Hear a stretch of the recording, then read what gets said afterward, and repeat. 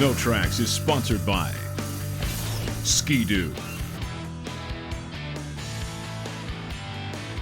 Polaris Terrain Domination, and by FXR Racing, Full Throttle Addiction.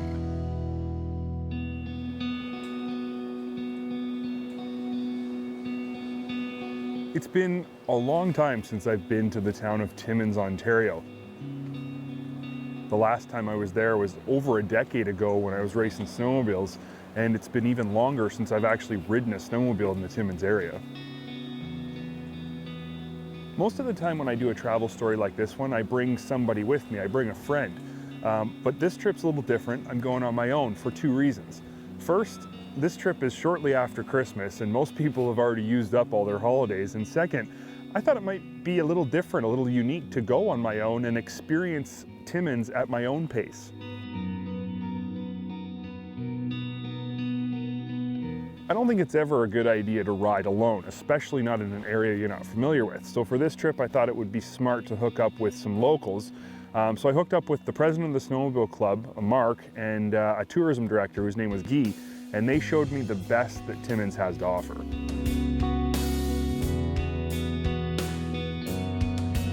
The trails in Timmins are very unique because we have a lot of access routes, access trails that will actually have loops around the city as well as in the city. There's not very many cities in Ontario that will have loops inside the actual core of their downtown. Timmins is really a focal point for riding snowmobiles in Northern Ontario. They have such a unique and diverse set of trails and such a vast trail network in the area that it really is kind of a central point for a lot of things that happen on snowmobiles in Northern Ontario. It's one of the starting places for the famous Gold Rush Tour. It's also a really important starting place for the Abitibi Canyon Tour and the Corridor Loop Tour. Timmins is known as the city with a heart of gold, and that's largely because its history is very much ingrained in gold mining. That's where Timmins kind of got its start. But the name continues on and it becomes more valid as time goes on because people in Timmins are extremely friendly, and more importantly for us, they're extremely friendly to snowmobilers. We have a large snowmobiler base here in Timmins. Because we are a large enough city, we have a lot of amenities as well as hotels and restaurants. So there's a lot of riders from outside the area that can stage here in Timmins and can access the trail right away, which is fantastic.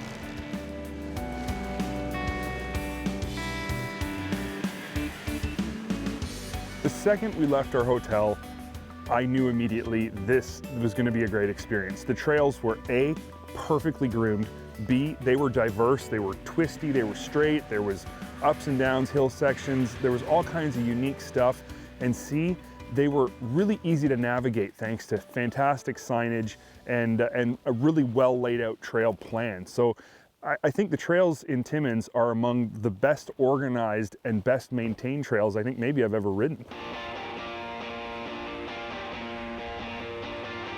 One of the more unique features of riding around Timmins is the in-town trail network. We rode on a groomed snowbank between two major parking lots of big retail outlets that brought us down into our gas station parking lot for the day. And we even experienced riding over an old train overpass that crosses 4 lanes of busy traffic and has now been dedicated just to snowmobile use within the city limits. One of the unique features of riding inside Timmins is we're able to use an older rail line overpass that was downtown Timmins and now is being used as a snowmobile trail. It accesses many amenities, restaurants, local dealership, as well as hotels. So everything is right there, and again, it's right inside the city. I think access to these types of amenities is important because a snowmobiler wants to know that when they're in a town they've never been to, they can easily get to the things they're going to need. Fortunately, partway through the day, our in-town trail loop that we were riding led us directly to the front door of a full-on chain restaurant that welcomed snowmobilers with open arms. We were able to go inside, have a great meal, get warmed up, The sleds we parked right outside the restaurant, right out front, so we knew they were safe. And it was kind of a perfect example of how in Timmins, everything you need, you snowmobile to.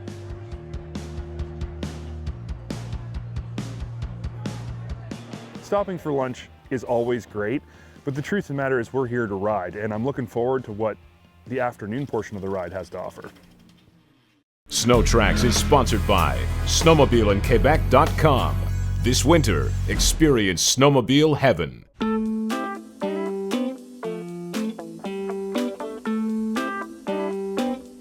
After lunch, we headed out from the restaurant, and our guide wanted us to see some of the unique features outside of the city, or on your way out of the city of Timmins. After lunch, we suited up and took another trail out, again inside the city. On the way out, we traveled underneath a tunnel that was built by our local mining company here. It's huge. They can drive the groomer right through this tunnel, and it's kind of a corridor from the inner city trails to the trails outside of the city, and our afternoon loop took us kind of around the outskirts of the city. The trails outside the city of Timmins are really the focal point for your ride. The nice thing is that you can experience them all and still end up back at your hotel in the evening. So you can ride great trails and not have to go on a multi-day tour if you don't want to.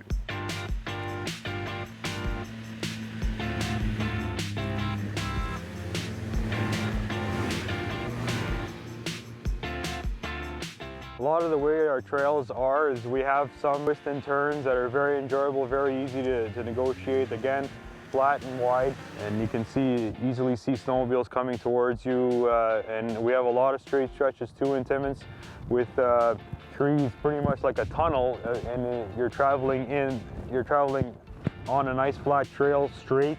There's some dips. It's really a lot of unique features that way on the trail, and just the scenery is just fantastic. It's a lot of things that you'd never be able to see otherwise on a snowmobile. I have to say, it was refreshing and really nice to do this tour just on my own with my two new guide friends from Timmins, Mark and Guy.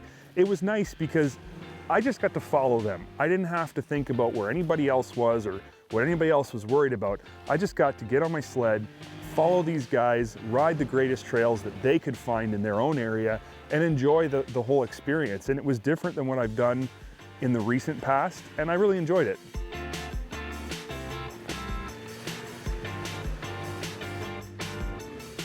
If you're a snowmobiler and you want to have a lot of fun, you need to come up to Timmins. It's really different compared to a lot of other places. As well as being a city the size of over 40,000 people, we have all the amenities as well as trails inside. It's a very unique experience coming here to snowmobile, and you have a great time. We hear all the time from people from outside, either Southern Ontario or anywhere else, telling us that Timmins is a great place, and they just come back with more friends and more friends to enjoy all the trails here and what we have to offer. It's a lot of fun.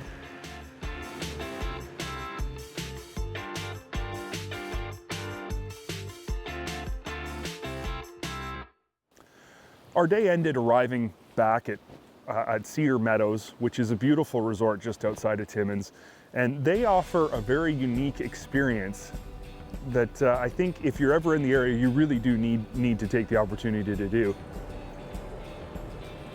They take you on a wilderness tour, and you get in the back of a little wagon that's towed behind a tractor, and they haul you through their own kind of little wilderness reserve. And there's some elk, there's moose, there's bison, there's all kinds of animals out in this wilderness reserve, and you're in an open-sided wagon. They give you a bucket of feed, which is actually treats to these animals, and they just tow you around out in the woods.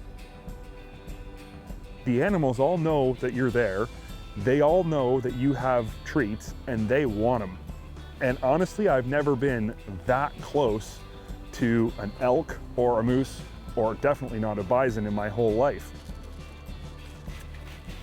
The animals are really friendly, and their heads are enormous, way bigger than what you think their heads are going to be. So when they're sticking them in your face, it's kind of intimidating, but it was really fun. It was a really unique thing to be able to do, something I've never done before, something I would love to do again.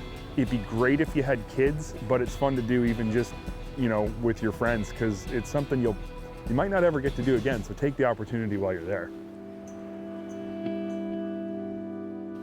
This experience in Timmins has been really refreshing for me. It was relaxing, just being there by myself.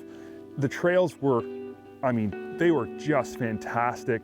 The accommodations, the food, everything that happened on this trip in Timmins was top notch. It is a snowmobile paradise, and it has become very apparent to me why Timmins is both the city with a heart of gold and an important focal point of snowmobiling in Ontario, because it's a fantastic place to ride. Closed captioning of SnowTrax is sponsored by Triton Trailers, the cornerstone of every adventure. The snowmobile industry is being propelled forwards at a feverish rate, thanks to the accessibility of high-end technology that's being downscaled from sectors such as the automotive industry. This connection is allowing snowmobile manufacturers to offer not only revolutionary material integration into snowmobile platforms such as carbon fiber, titanium, bonded metals, and beautiful castings, but possibly of equal importance, the addition of electronics to a level we never thought possible.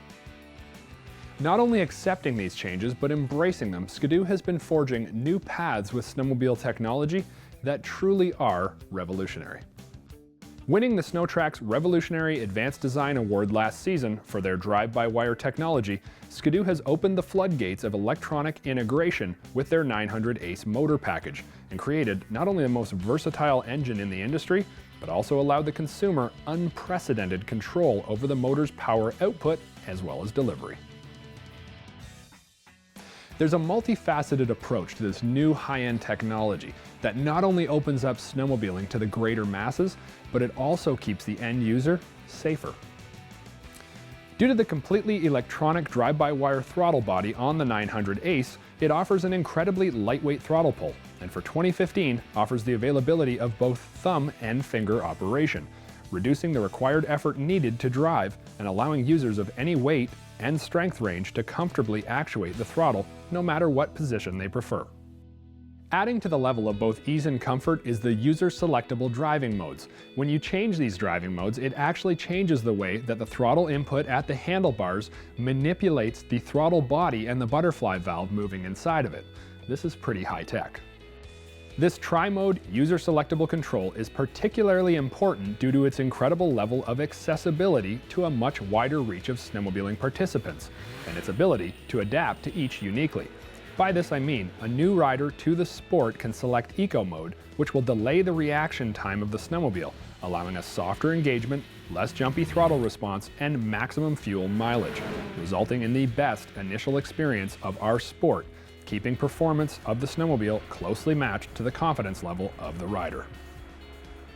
But that's not all. Because of the high level of electronic sophistication, the user can simply and easily increase the performance of the engine as their confidence level also increases. This feature is especially beneficial for rental fleets, keeping the rider within their comfort level, increasing safety. Adding to the safety features, the drive-by-wire system is also user programmable through the use of a training key.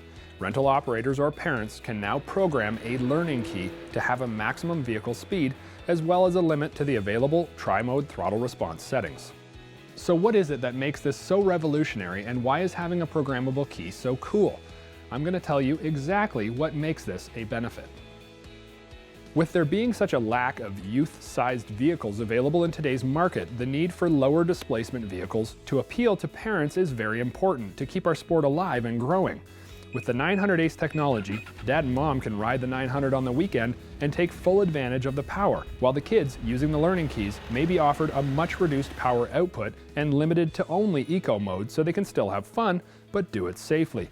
This technology not only revolutionizes the way a snowmobile is used, it makes one sled do the job of many for a single family, and allows the output to grow with both age and experience, saving the end user the cost of multiple upgrades over the years.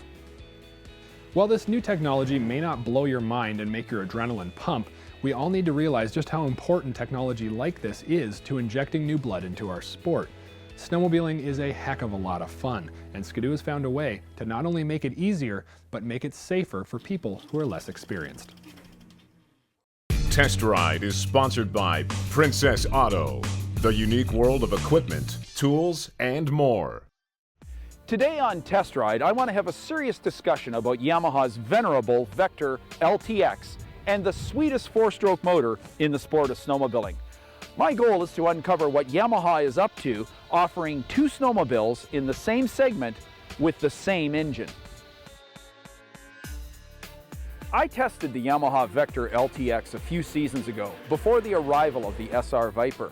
At that time, this was Yamaha's answer to the white-hot 120 to 130 horsepower class, including sleds like the 600 Renegade and the Switchback, as well as the Vortex Ski-Doos and the 1100 Arctic Cat. No matter what brand snowmobile you hold the Vector up to, it has never given anything up in terms of quality, finish, durability, and resale value. The Vector's history is as good a lineage as any snowmobile has ever possessed. So why did Yamaha do a deal with Arctic Cat to produce another sled in this segment powered by the identical 1049cc twin-cam engine? Clearly, the snowmobile marketplace is driven by the appeal of the latest and greatest sleds, and the Vector was getting a little long in the tooth. Yamaha's new SR Viper is a completely different response to the 120 to 130 horsepower segment. The SR Viper is considerably lighter than the Vector and does not offer Yamaha's electronic power steering on any variant. The Viper also presents riders with more mainstream rider-forward ergonomics.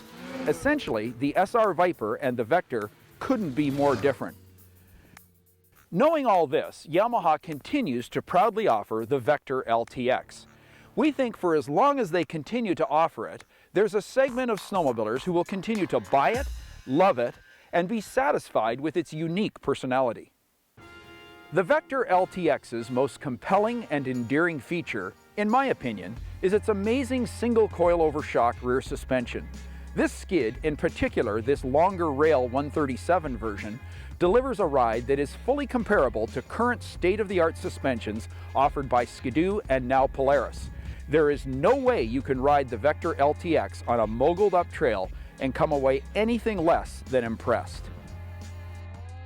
Let me make this crystal clear.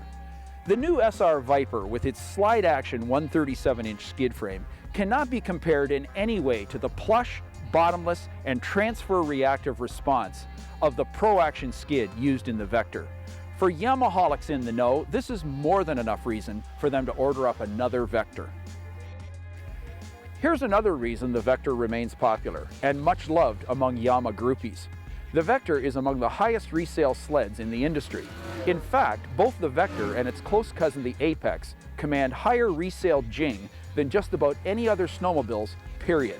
What's even more remarkable, and it relates to the fact the Vector hasn't changed much the past 7 years, is the exceptionally high resale values attached to 5, 6, and 7-year-old Vecs. So let's leave the warm and fuzzy talk behind, and not just because it happens to be the coldest day of the winter. What's it like to wick the loud handle and rail some twisties on the Vector? Vector trail handling is still good. What does that mean? The sled has been incrementally improved over the years to include electronic power steering, which fights inside ski lift by allowing the pilot to input more precise commands. The addition of Yamaha's tuner skis also contributes to a more on-center and less nervous feel while blending the steering inputs from the EPS system to produce much gentler turn-in and thus less inside ski lift. This particular Vector has Yamaha's revolutionary performance dampers installed.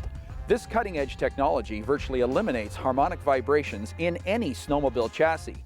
With a pair of Yamaha performance dampers installed on the Vector, we experience the nicest overall chassis feel and predictable handling sensations of any previous Vectors we've tested. Here's one that'll get you. In all of our testing of the Vector, it'll actually outrun the new SR Viper down the lake, despite its heavier chassis. We think this reality is something that Yamaha might want to work on in the future. It's worth talking about the 1049 Yamaha Triple because as of right now, this happens to be the best running, most un-4-stroke, 4-stroke engine in the snowmo biz.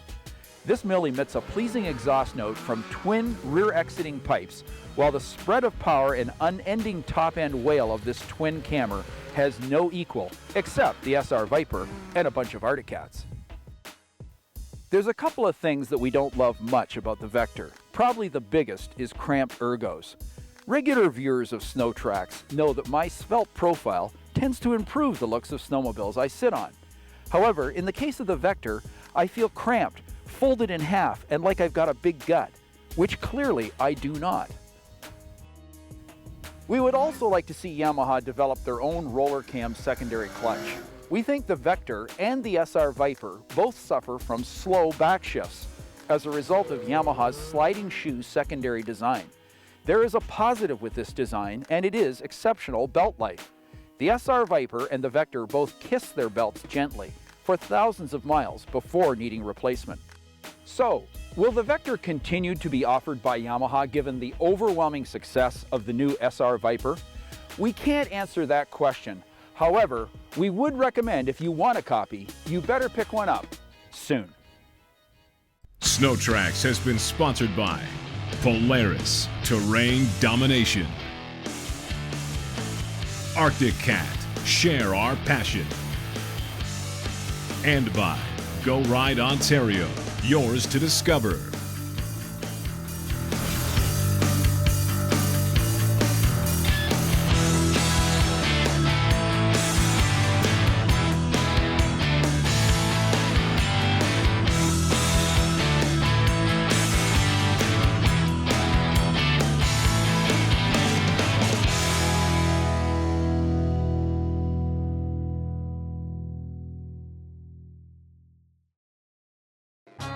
If you like this video, post a comment and tell us what you think. Then click on this link to subscribe to SnowTrax TV here on the YouTube channel.